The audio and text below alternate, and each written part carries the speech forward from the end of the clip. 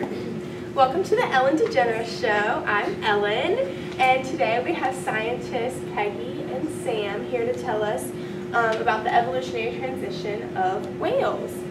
So, how are you guys doing today? Doing good, how are you? Good. So let's start by talking about the phylogenetic relationships of this evolutionary transition. What are the origins and where can we start with this? Well, whales were first identified as mammals in 1693, and they began as semi-aquatic tetrapods, so they had 4 feet, and they lived near fresh water and salt water, as you can see in the Pachycetus. And then their closest living relative today is the hippopotamus. Whale, that's very interesting. So tell me, Peggy, about the potential xenomorphies of these whales and hippos. Well, today, hippos still spend a significant part of their lives in freshwater, and some of the earliest whale ancestors also spent their lives primarily in freshwater before they transitioned into brackish and then finally saltwater.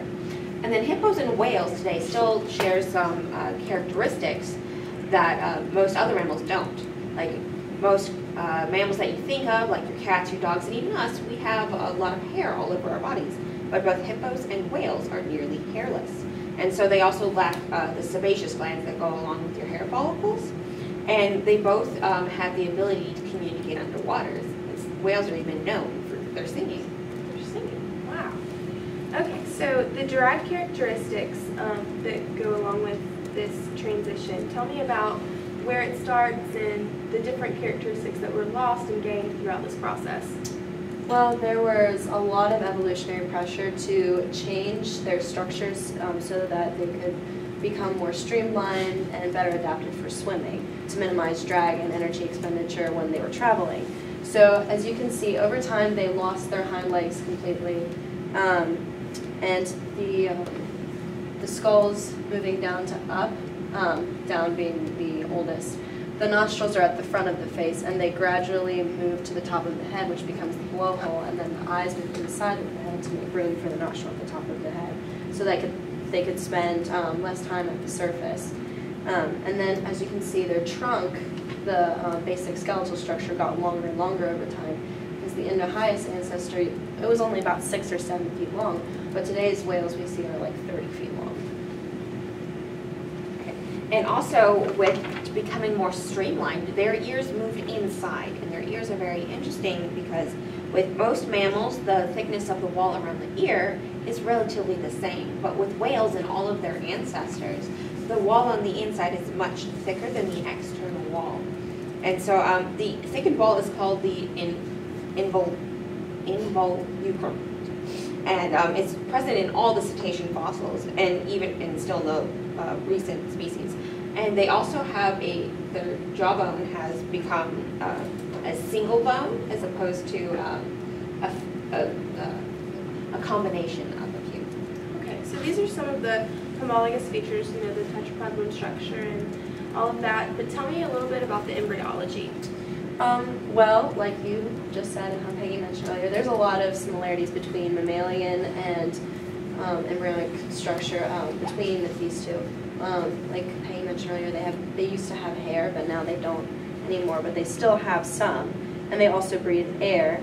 And we also see a homologous structure of the forelimbs. Embryos, they form these forelimb buds, which eventually become flippers, but these same forelimb buds were in the earlier ancestors served as support and locomotion for the terrestrial ancestors like Indo-Hyas and Pachycetus. And then the hind limbs, they still form in the skeleton, but they're not used anymore. They just have become a vestigial structure. So now that we know this, can you tell me a little bit about the evidence behind this and how we came to understand this transition? Well, we can look at the skeletal record to see how the limbs have changed and how the trunk is elongated to our modern whales. And they still retain the same basic tetrapod limb structure that their ancestors did of 1 bone, 2 bones, a lot of little bones, and then the digits. However, whales have a trait that most land-dwelling mammals do not have anymore, never had, their elbow has become immobile to help them with movement through the water.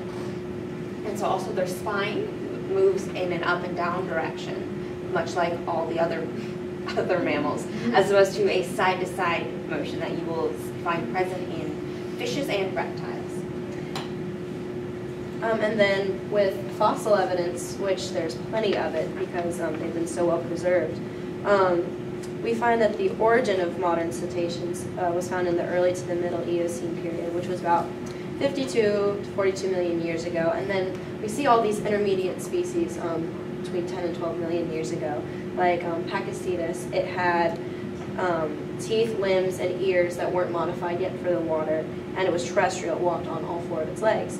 And then in the next one, Ambulocetus, it still had pretty well-developed fore and hind limbs, but they were more adapted to water, and they used their pelvis to swim rather than the hind limbs. So that was another step in the furthering of getting rid of those hind limbs. But one of the biggest arguments that scientists had regarding the fossil record was, are whales related to the Mesonician group or the Artiodactyl group?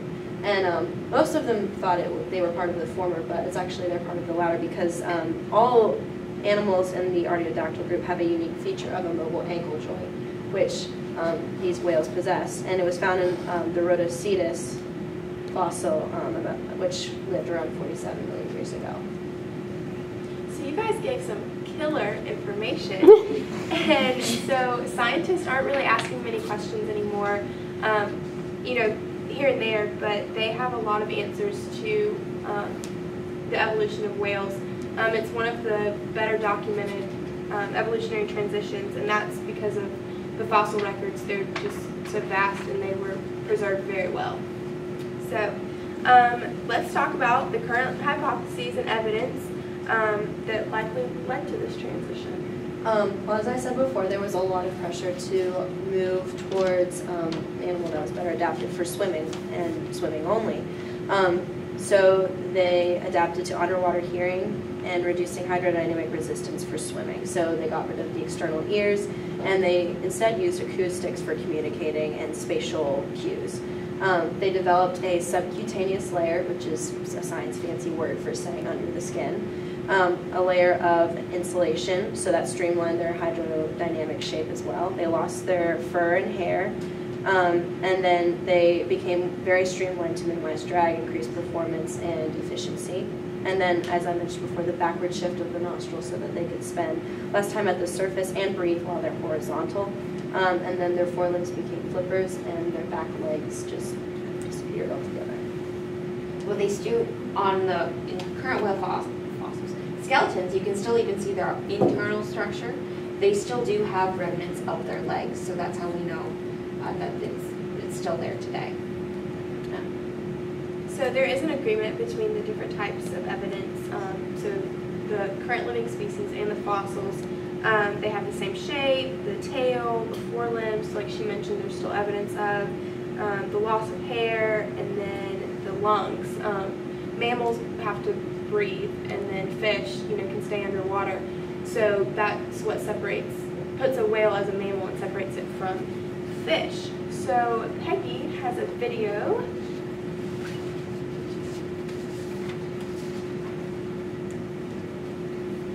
This is a video that demonstrates the evolution. And so this first one on the screen is Pakicetus, which lived about 48 million years ago. And its nostrils are still at the very end of the snout. And this one is Ambulocetus. It lived around 46 to 45 million years ago. And it's beginning to transition more to life in the water. And this little creature is called the Cuchacetus. And its forelimbs are mainly used for swimming now, but it can still be used for walking. And its nostrils have moved slightly up on its skull at this point in time. And but still no tail flukes have evolved. And then finally, you have the Dorudon. And at this point, these creatures are 15 to 20 feet long, so we've already over doubled in length. And so they are completely aquatic at this point, but they still have the vestigial legs. And then, but then they have started to develop tail flukes, and the nostrils are further back on the skull. And the forelimbs have completely become flippers.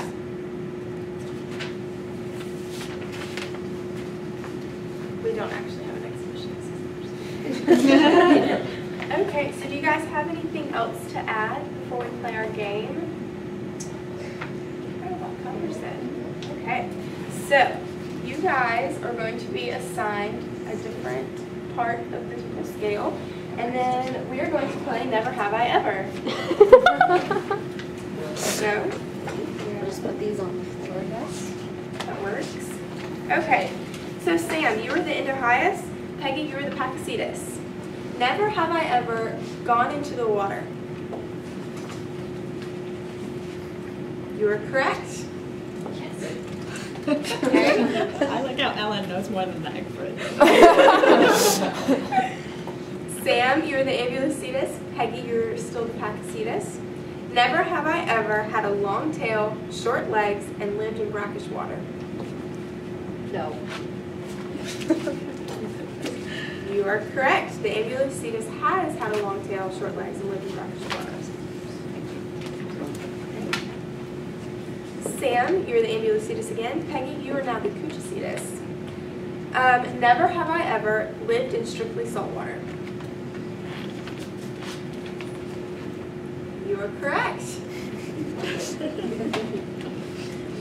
Okay, Sam, you are the Rhodocetus, and Peggy, you're still the Cuchacetus.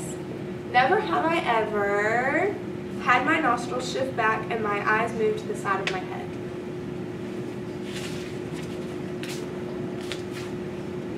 Correct. Okay. Sam, still the Rhodocetus. Peggy, you were the Durogon. Never have I ever had tail flukes and very small hind legs. Correct. Okay. Sam, you are now the Mystocetus and the Odontocetus. You're two, sorry. Peggy, you're still the Durodon. Never have I ever completely lost my hind legs and had a blowhole. Correct. Okay. Now, this is where it gets tricky. Sam, you're still the Mystocetus and the Odontocetus.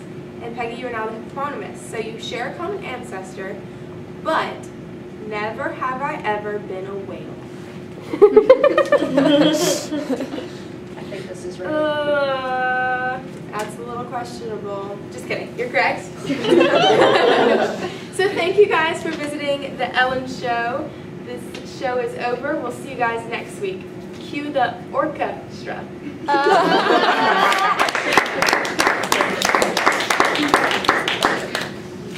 Questions, guys? I just have one question. Yeah. I mean, you guys did a good job. Just when I was younger, they used to tell me that like the ancestor of whales was Androsaurus. Is that actually like true at all? Like I don't know. I always heard that name. It's like actually like Androsaurus? Androsaurus. Andrewsarchus, I think. Andros, or maybe yeah. I don't know. We It's been a long didn't time. find that in any of our research. Okay. We just found the hippopotamus in a couple, I think it was in a couple different sources, or maybe just two, Okay. but we thought it was really interesting that it was the hippo, but we didn't find and whatever you just said, that wasn't in any of the articles we read, so. Okay. I'm pretty sure the Andrewsarchus is reptile. And these are mammals. Yes. So do you have to go to the bottom of the ocean to find whale fossils? Where did these things come No, from? they're washed up. They found a lot of them in Pakistan, of all places, which is, I guess, where the concentration of the whales were during the Eocene period. So, you go to the desert to find aquatic animals. Yeah. India is another huge place to find them, too. So you talked about how this happened. Are there any hypotheses out there as to why? Food source maybe was better and more plentiful underwater. And then predators too, they just kind of hopped in the water to get away from their predators and then evolved to just live in the water. And the adaptation to like swim farther away from predators gave them more use for that. And Nemo and Dory are in no way related, we just felt like putting them on there. Because I mean, Ellen is the voice of Yes, Dory. of So. course. No, they're a great demonstration of the side to side. Yeah, movement versus versus. There you go. Yeah. There you go. Very good, guys. Thank you. Thank you.